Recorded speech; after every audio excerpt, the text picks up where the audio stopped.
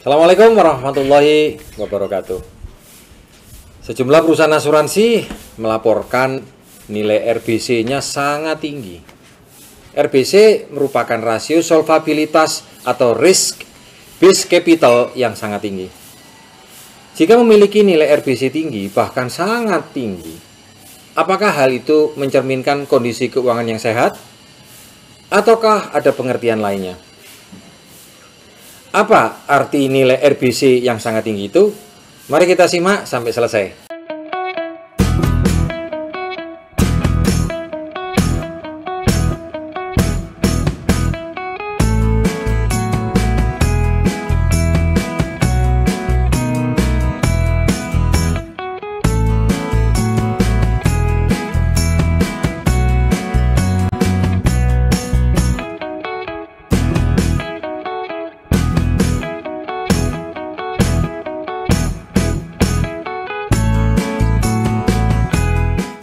Jika ada calon prospek awam dengan asuransi, mengkhawatirkan perusahaan asuransi tidak bisa bayar atau lalai bayar klaim yang jadi hak nasabah, maka Anda bisa menjawabnya dengan RBC. Jika ada calon prospek awam dengan asuransi, dia skeptis bahwa asuransi tidak bertahan lama, bisa tutup seperti pengalaman dia kerja selama ini di CV Anugerah Maju Mundur atau UD Doakan Sukses ya. Ya apa kon milih kanca dagelane koyo ngene. Kanca delok sing foto, sing pokro. Wong kanca gak ngalor gak ngidul. Wong kanca pesok kabeh. Maka Anda bisa menjelaskannya dengan RBC. RBC dalam bahasa muda adalah kemampuan perusahaan asuransi untuk membayar kewajiban finansialnya termasuk klaim. Misalnya ada perusahaan asuransi RBC-nya 380%. Artinya perusahaan asuransi itu tidak bisa membayar klaim jika seluruh nasabahnya 3 kali mengajukan klaim meninggal atau meninggal 3 kali. Maka uang perusahaan akan habis. Emang bisa Anda mati 3 kali? Kalau mati cintanya 3 kali sih sering. Biasanya para ibu-ibu itu. Tapi asuransi tidak membayar klaim jika suami Anda lupa di mana rumahnya sehingga nggak pernah pulang. Oh, wes angel. Jadi, kalau RBC-nya rendah, itu tidak bagus. Buat semua pihak, baik nasabah, perusahaan asuransi, seluruh agen, calon nasabah, reputasi perusahaan ke depan, buat masyarakat, termasuk negara. Karena negara wajib hadir saat perusahaan asuransi sedang bermasalah. Seperti Bumi Putra, Jiwasraya, Bumi AC, Indosuria. Rata-rata perusahaan asuransi yang bermasalah menunjukkan RBC yang sangat rendah di bawah 120%. Bahkan minusnya hingga 600%. Lalu bagaimana kalau RBC-nya tinggi bahkan sangat tinggi? Apakah itu berarti bagus? Pada kuartal pertama tahun 2020, ada beberapa perusahaan asuransi yang memiliki RBC 1000%, 2000%, bahkan ada yang sampai 5000%. Negara kita melalui Otoritas Jasa Keuangan atau OJK hanya menetapkan batas minimal RBC sebesar 120% dan tidak menetapkan batas maksimum RBC. Silakan Anda cari di Google perusahaan asuransi mana dengan tingkat RBC yang tinggi dan sangat tinggi. RBC sangat tinggi bisa berarti rendahnya kewajiban di dalam membayar kewajiban-kewajiban finansialnya. Antara uang yang diterima tidak sebanding dengan pengeluaran.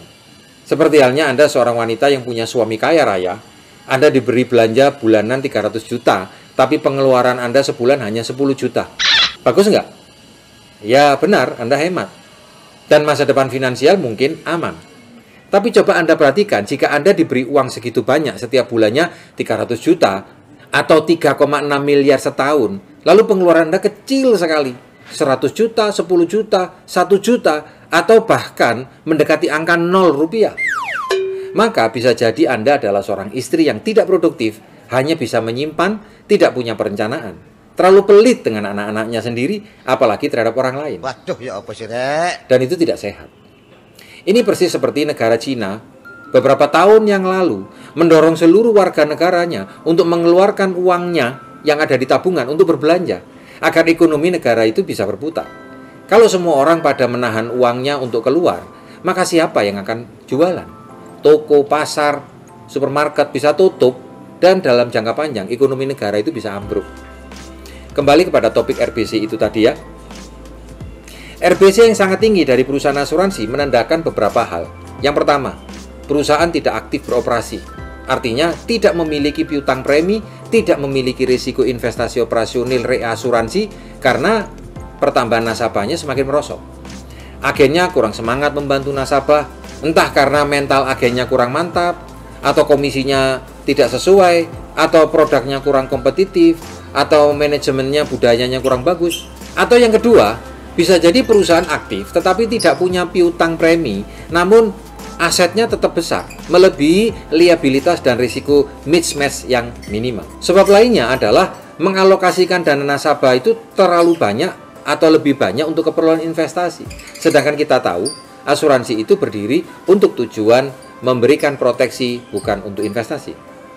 Karena saya rasa ada lembaga keuangan lainnya yang lebih relevan untuk menjadi instrumen investasi. Banyak kan orang jadi nasabah masih berpikir tentang investasi.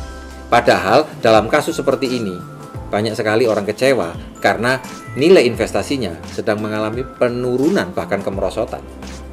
Tapi kalau Anda berbicara soal proteksi, dijamin 100%. Meskipun hingga saat ini pandemi belum usai, sebagian analisis meyakini bahwa terjadi penurunan premi karena alasan ekonomi, karena alasan pengangguran. Banyak perusahaan-perusahaan yang terpaksa harus tutup gulung tikar. Tetapi di sisi yang lain, kita bisa melihat dengan terang benderang, dalam situasi kayak begini, masyarakat membutuhkan solusi dari produk asuransi. Anda perlu tahu biaya perawatan COVID itu tidaklah murah. Dan efek sampingnya sepanjang pengetahuan saya seperti badai sitokin tidak di-cover oleh pemerintah. Dan kita membutuhkan dana yang besar.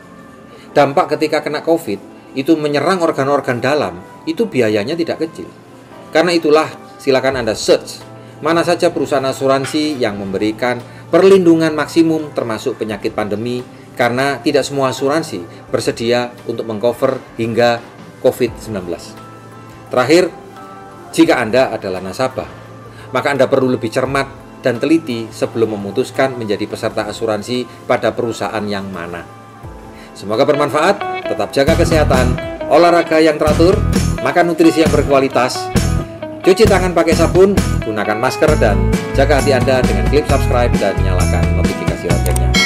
Assalamualaikum warahmatullahi wabarakatuh.